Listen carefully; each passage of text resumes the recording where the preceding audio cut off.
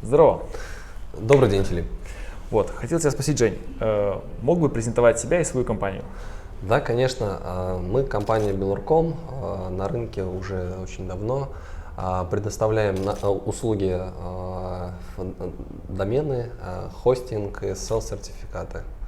Мы когда искали про Узбекистан информацию, не знаю, нам показалось, что ваша компания лидирующая на этом рынке. Сколько мы нашли, вы так более тверже всех на ногах стоите. Ну, очень приятно слышать это. На самом деле, действительно, на сегодняшний день мы занимаем ведущее положение в Узбекистане по хостингу, по разновидностям хостинга, таким как виртуальный хостинг, конструктор сайтов, виртуальные сервера. И вот недавно сейчас у нас новая услуга — это физические сервера. Вот в том числе занимаем лидирующие позиции по таким услугам, как регистрация доменных имен в зоне УЗ, а также в международных зонах, и также продажа SSL-сертификатов. Ага. Мы ранее обсуждали, что на узбекистанском рынке порядка 75 тысяч, вы говорили, местных доменов, да? Да, вот буквально на днях мы преодолели отметку в Узбекистане. Было зарегистрировано действительно 75 тысяч доменных имен. Вот, и эта цифра продолжает расти. А местные ребята, они больше любят, я так понимаю, местный домен, да, там .ru, .com, info, они не очень предпочитают и всякие .net. Ну, да, как показывает наша практика, жителям Узбекистана более комфортно работать с доменами в зоне УЗ, с национальными доменами. Вот. Но также есть небольшая тенденция того, что людям, клиентам необходимо расти дальше и выходить на международный рынок. Соответственно, там уже по позициям кто-то берет в международной зоне .com домены, кто-то в зоне .net, ну и так далее. У вас население там, вы говорили, около 33 миллиона ориентировочно. Вот. А уровень проникновения интернета вы знаете в Узбекистане? Вопрос хороший.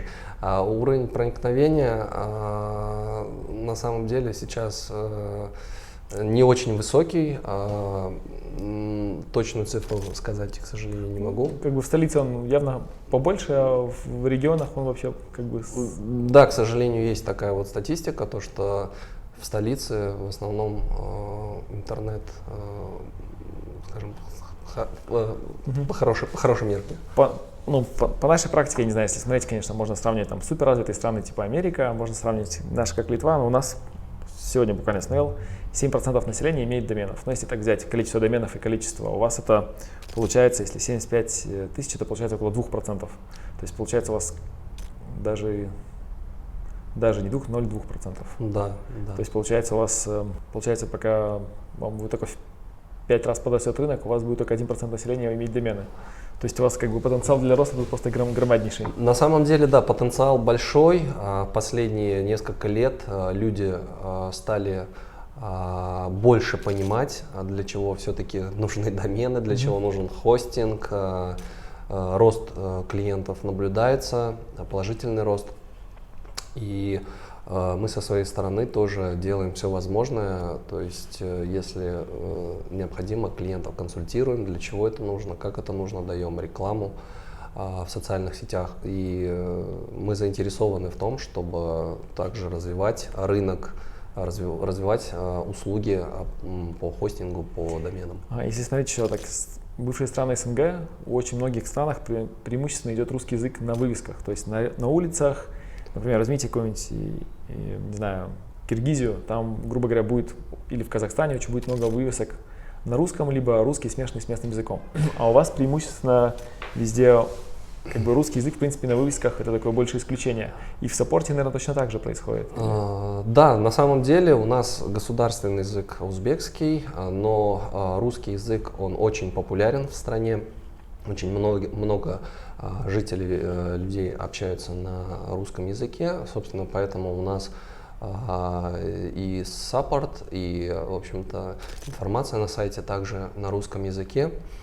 Но в любом случае, если клиент к нам обращается на государственном языке, мы обязательно ему помогаем. То есть у нас есть в штате сотрудники, которые без проблем могут проконсультировать по всем вопросам на государственном языке. А также в том числе оказывается суппорт и при необходимости на английском языке. А интерфейс люди предпочитают, например, там Windows, телефоны, они больше предпочитают все-таки узбекский или все-таки они предпочитают русский язык более понятный в интерфейсе? То есть, например, многие страны говорят, например, там тот же самый иврит, говорят, вот лучше не показывайте мне интерфейс на моем языке, дайте английский, русский, но другие языки в интерфейсах мы не понимаем. А как вот? Ну, на сегодняшний день каких-то таких запросов, чтобы дайте нам, допустим, информацию только вот на каком-то конкретном языке, там, допустим, на государственном, да,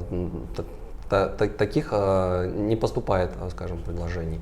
То есть людям комфортно, в общем-то, и на русском языке получать информацию, они понимают успешно, вот.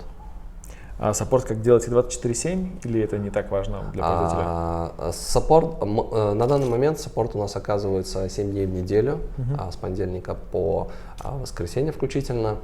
А еще у вас как-то многие компании работают в субботу, да, насколько я знаю, или это так больше исключение? Что в Европе это вообще редкость? Да, на самом деле многие, по крайней мере, IT-компании, они работают в 5 дней, но у нас мы более гибкие для клиентов. Мы работаем 6 дней в неделю, абон-отдел, а саппорт вот работает, как я уже сказал, 7 дней в неделю. И на вашем рынке как люди предпочитают больше качество или все-таки цену? То есть, например, если цены похожие… Я понял вопрос. Значит, на сегодняшний день люди стараются находить какое-то вот оптимальное такое решение между ценой и качеством, но могу с уверенностью сказать, что в нашем случае, в нашей компании мы оказываем качественные услуги.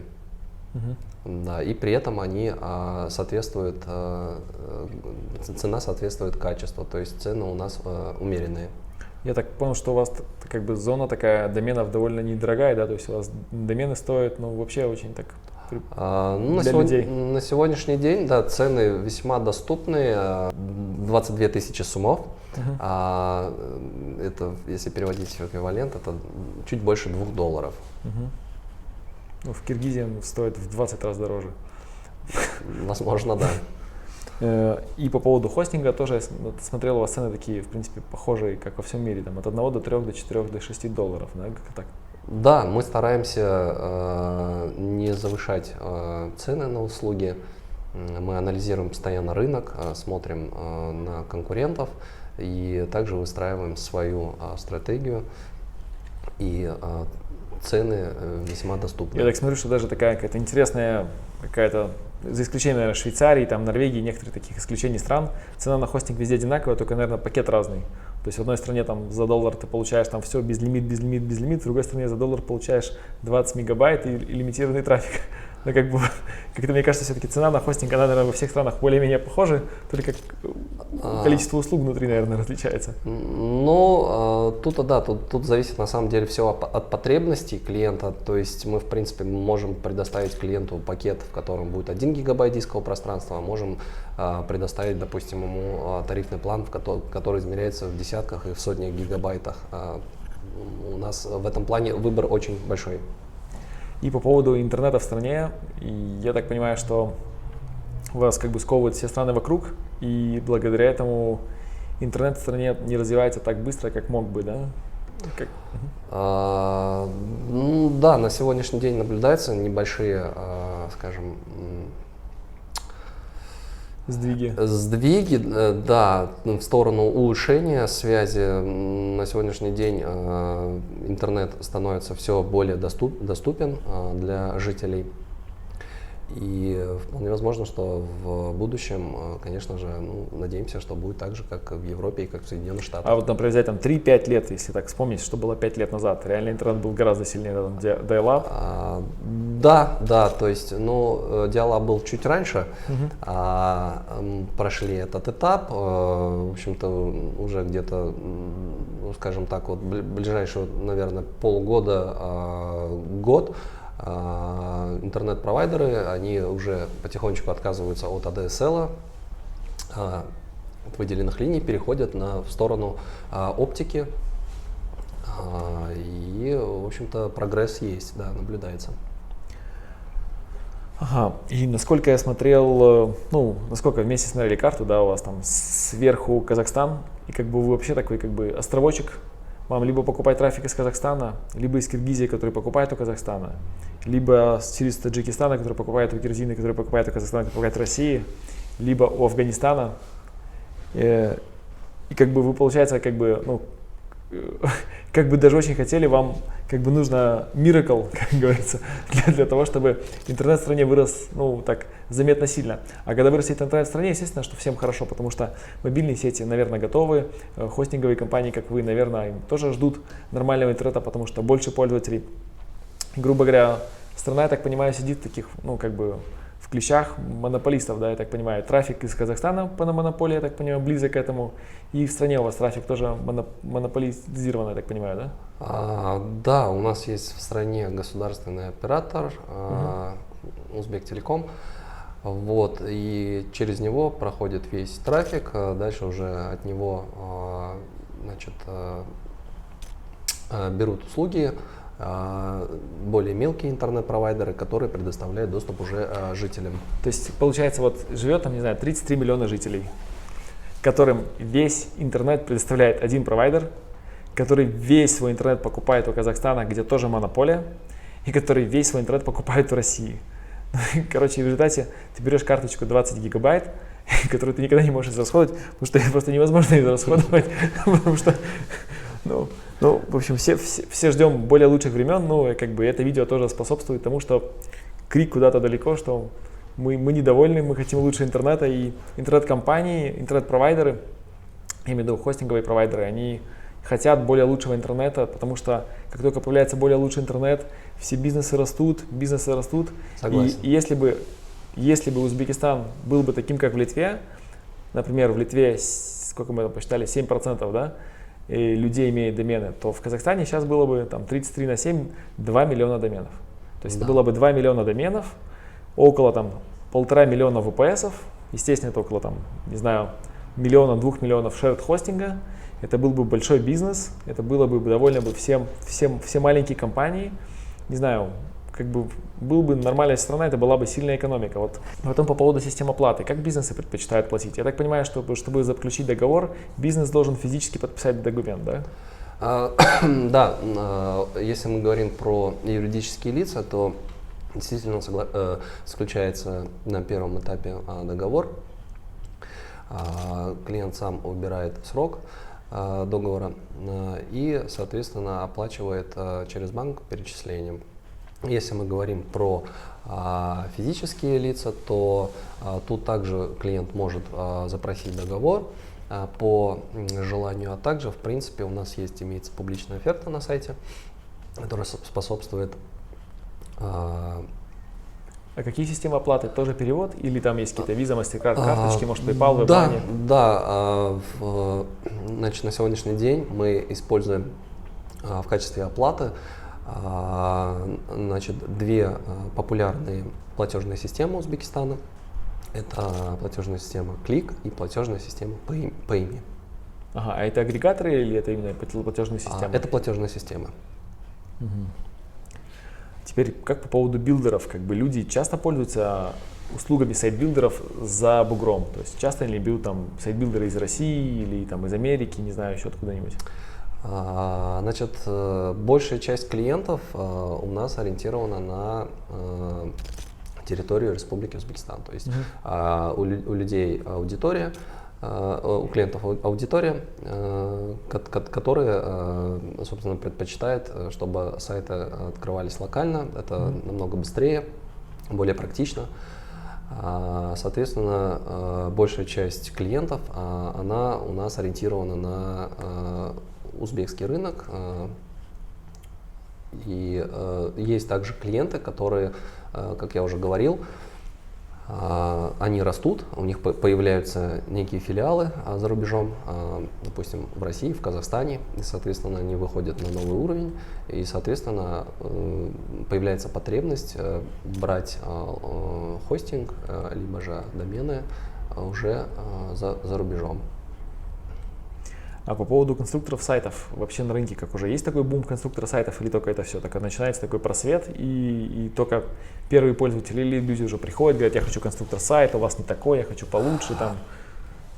На самом деле, последнее время, буквально, наверное, полгода-год, спрос появился на конструктор, его стали чаще спрашивать, чаще стали пробовать, ну и, соответственно, большая часть клиентов, которые попробовали этот продукт, они остаются с ним, они дальше работают, строят на нем весьма успешные сайты. Каких-то больших нареканий по работе конструктора сайтов не выявлено. Мы постоянно отслеживаем эту информацию. Если есть какие-то непосредственно замечания от клиентов или какие-то предложения, мы их обрабатываем. Ага, то есть, ну, как бы большой рынок относительно, 33 миллиона, это, я не знаю, если нас взять, там, это вся Прибалтика, там, не знаю, 5 миллионов, там, не знаю, Белоруссия, там, не знаю, что там еще, Украина, наверное, уже большая, ну, как бы там, Финляндия, в принципе, небольшая, то есть, так, часть Скандинавии, то есть, у вас довольно такой большой рынок, а, ну, конструктор только-только начинает входить. Еще плюс появляется новый, наверное, сегмент пользователей, это вот хороший пример таксисты, то есть, таксист это средний такой, ну, чаще всего без высшего образования человек, который всю жизнь не работал за компьютером, он даже, может, у него видел компьютер, у него там, пока он учился, если он учился, он видел компьютер, но он с ним не работал, он не умеет, но телефон у него есть. И он всю свою жизнь подключен к интернету, и у него есть телефон. Он в телефоне получает работу, чуть ли, наверное, зарплату получает. Он, наверное, своих шефов даже не видит. Он все через телефон. У него клиентов покупает через телефон, получает через телефон, отвозит, счета выписывает, все через телефон. И у него никогда нету. То есть, получается, и вот этот новый сегмент пользователей, у которых только телефон и больше ничего. И они тоже, когда захотят себе сайт, он хочет там себе какой-нибудь VIP-такси, я там развожу людей там на поминки, там, что хочешь. И, грубо говоря, это новый сегмент пользователей, которые только с мобильного телефона, и у которых десктопа полностью нету. И я просто к тому, что как по-вашему рынок готов к такому употреблению, потому что все в основном рассчитаны, что мой сайт на десктопе хорошо работает, панелька моя на десктопе хорошо работает, сайтбилдер хорошо на десктопе. А по сути, тот сегмент пользователей, который вообще не имеет десктопа, он его просто не знает. Вот он утром встал, взял мобильный, сходил в туалет, он купил еду, отвез кого-то, взял деньги, ему заплатили, у него мобильный, все, это вся его жизнь. И он десктоп даже не знает, он даже не знает, где Escape кнопку, он кнопку Ctrl-Alt не знает, он не знает, что это, он только знает телефон и все. И вот как вы думаете, местные провайдеры готовы к таким, и к такому наплыву, и таких людей там будет больше, десятки процентов? Ну, на самом деле сейчас очень сложно сказать, потому что, вот, как я сказал, это веяние относительно новое, но, в принципе, сдвиг, прогресс имеется. Например, у нас есть пример, где, скажем, клиент имеет свой фитнес-клуб, и сделал сайт на конструкторе сайта, непосредственно с обратной связью, то есть с прейскурантом своих услуг, контактная информация и прочее. И сайт получился весьма очень удобный, очень красивый, современный, адаптивный. Кстати, вот тоже то, что вы говорите про мобильную версию, про мобильные телефоны. Сейчас вот рынок в этом плане растет, уже порядка 40-50% жителей используют все-таки мобильную связь, заходят на сайты чаще через мобильное устройство. Да, такое наблюдается. Поэтому я думаю, что, скорее всего, да, в ближайшее будущее, наверное, ну, если и не таксисты, да, но, по крайней мере, все больше людей будет использовать конструктор сайта, потому что это удобно. Это удобно, и это перспективно, на мой взгляд. А может быть, могли бы сказать какие-то ноу-хау вашей компании? Вот, что вы делаете, там, не знаю, лучше всех, или вот где вы уникальны, или что вы попробовали, вот только у вас? Может быть, это не дает много денег, но оно вот именно классно, вот у нас такая штука. Конструктор сайтов. Правильно, да, кстати, да. Конструктор сайтов действительно на самом деле на сегодняшний день на рынке среди хостеров мы единственные, кто предоставляет такую замечательную возможность. Собственно, и мы стараемся продвигать этот продукт. Спасибо, я даже не ожидал такого ответа. 50 интервью было, никто такого ответа не давал.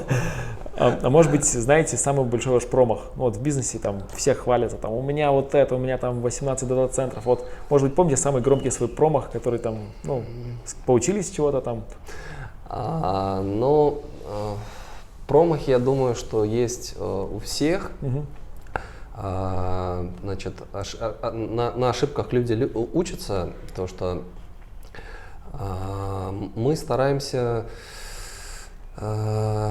из всего извлекать уроки, то есть в том числе из ошибок, таких каких-то больших катастрофических ошибок я сейчас не припомню. Но в принципе везде, где есть какие-то промахи, на них учитесь. Да, на них учимся и стараемся в будущем не допускать этого. Мы, например, у нас 2 продукта, мы в одном продукте поменяли биллинг, у нас буквально за 2 месяца, за месяц выручка выросла вдвое. Вдвое она реально не остановилась. То есть она, вот была выручка, и она в 2 раза выросла. А в конструкторе сайтов мы тоже поменяли биллинг.